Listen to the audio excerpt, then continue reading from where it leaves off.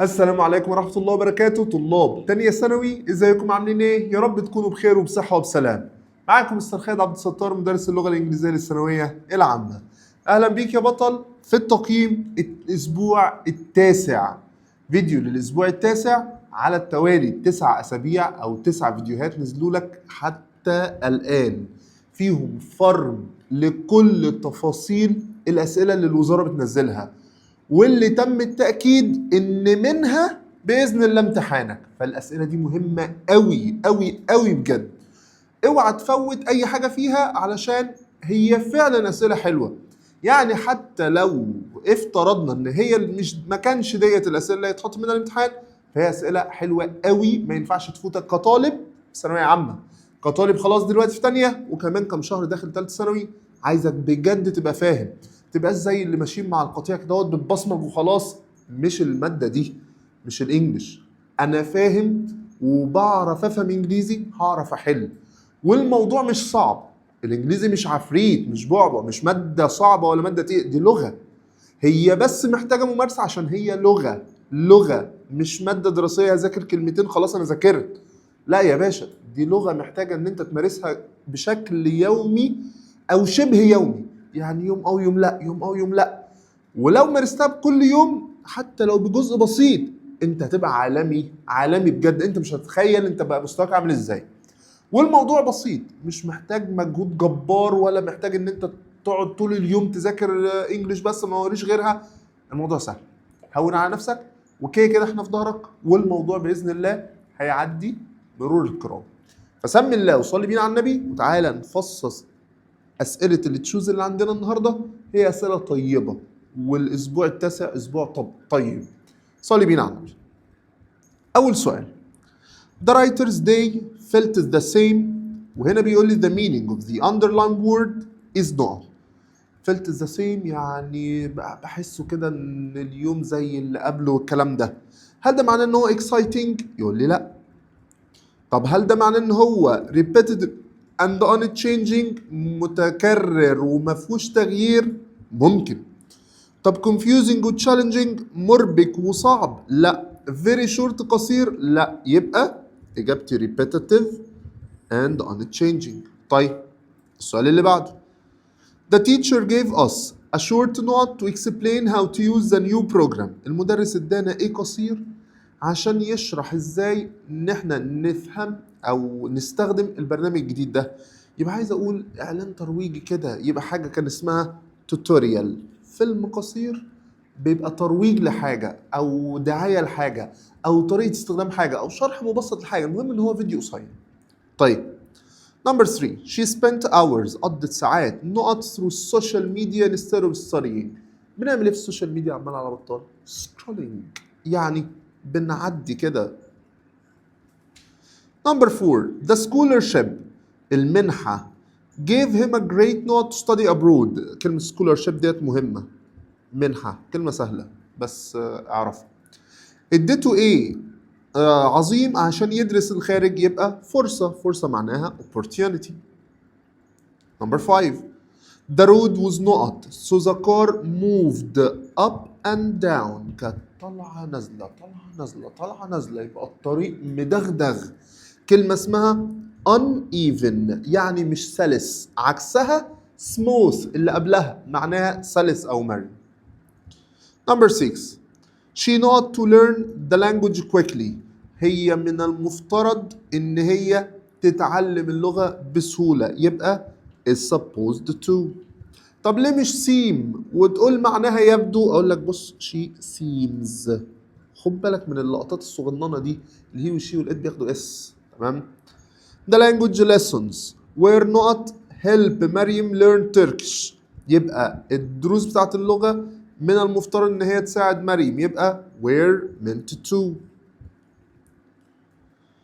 8: Students not follow healthy habits to stay active and focused. الطلبة من المفترض ان هم يتبعوا أنظمة أو عادات صحية علشان يبقوا دايما active كده ومركزين، يبقى من المفترض are supposed to. 9: علي was supposed to take the medicine. This sentence means علي كان المفروض ياخد الدواء. هل ده معناه علي took the medicine؟ لا، انت قلت لي كان المفروض ياخده. علي need انت have taken the medicine، ما كانش المفروض انه او ما كانش مضطر ان هو ياخد الدواء واخده. لا، علي should take المفروض ياخد الدواء. علي should have taken، ايوه كان المفروض ياخد الدواء. طب ليه مش should take؟ should والمصدر زمانها مضارع، وشود هاف والتصريف الثالث زمانها ماضي، وانا عندي علي was supposed ماضي. ده الفرق. Number 10 they are supposed to arrive tomorrow، هم المفروض يوصلوا بكره. This shows ده بيقول لي يبقى expectation. يعني expectation يقول لي توقع. امال prohibition معناه ايه؟ منع. impossibility عدم احتماليه. ability قدره. لا، يبقى هي expectation توقع وتنبؤ. طيب الواجب المنزلي اللي هو الجزء بتاع الباراجراف، وده هنزل لك تفاصيل بقى كتابة الباراجراف. هنزل لك كام فيديو كده لشرح الباراجراف اصلا، اللي هو شرح الرايتنج عامة اللي عندك كده في المنهج، واحنا كده شغالينهم ومنزلينهم على المنصة كلهم.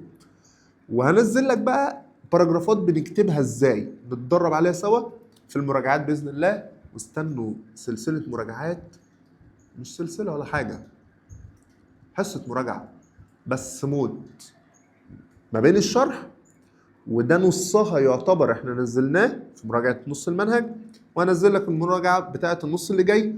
واستنى بقى فيديوهات حل حلوة قوي فيها تفصيل لكل سؤال بإذن الله، شبيهة لنفس أفكار امتحان بإذن الله. طيب صلي بينا عنه.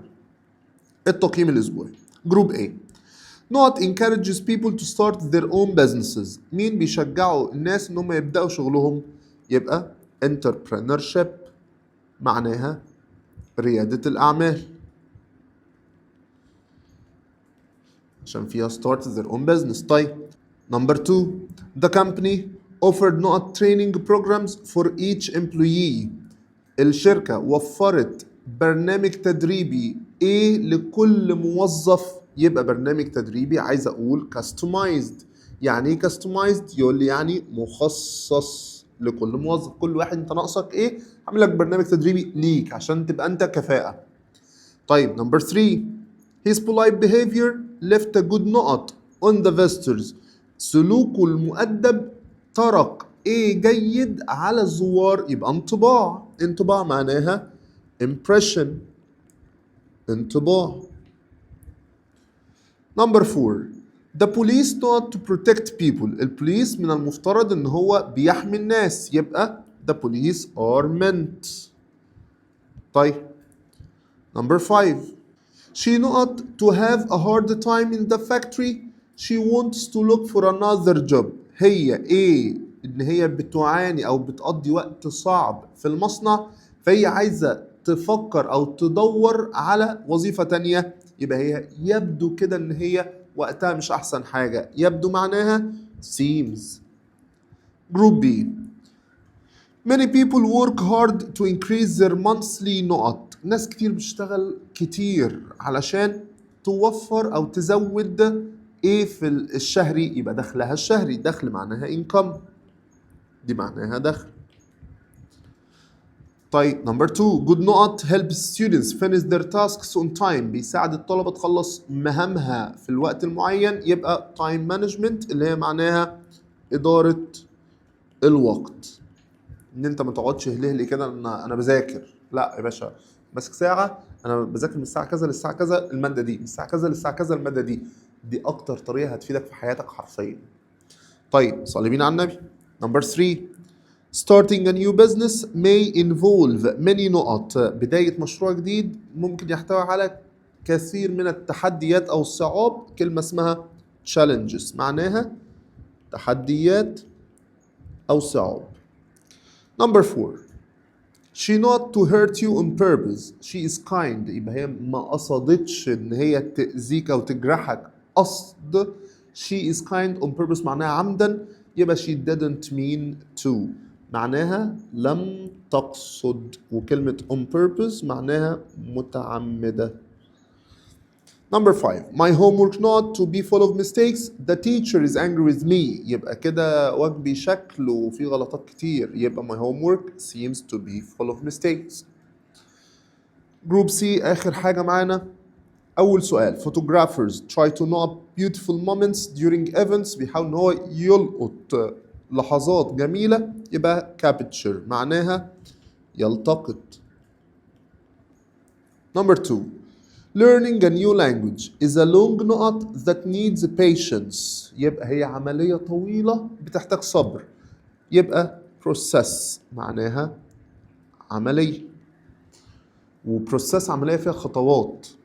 Number 3 she enjoys not handmade jewelry in her free time يبقى هي بتحب ان هي تعمل الحاجات الهاند ميد يبقى اسمها crafting جاية من craft حرفة يدوية. Number 4 you not submit the project on time or you may lose marks انت من المفترض تسلم المشروع في الميعاد المحدد والا تفقد درجات يبقى you are supposed to من المفترض. Number 5 I should have set the alarm clock as I was not to meet my friend this morning يبقى أنا كان المفروض أظبط المنبه علشان أنا كان المفروض يبقى I was supposed to أو meant to اللي موجودة meant كان من المفترض. وكده يا معلم خلصنا تقييم الأسبوع التاسع. كده لحد دلوقتي احنا يعتبر خلاص فاضل لك الأسبوع العاشر بس هو اللي نزل على الوزارة وكده يبقى مخلصين كل التقييمات اللي علينا ومش مراقمين أي حاجة. حقك عليا والله هي لولا سحلة تالت ثانوي ومكثفاتها كان زمان الدنيا سهلة بس حرفيا احنا تعبانين مع تالتة حرفيا واخدة وقت كتير بس هنرجع نعمل ريمونتادا جامدة قوي عشان نعوض ريال مدريد. يلا صلي بينا على النبي. كده احنا خلصنا استنونا في فيديو جديد وعندك اي استفسار كلم خالد عبد الستار. السلام يا صاحبي.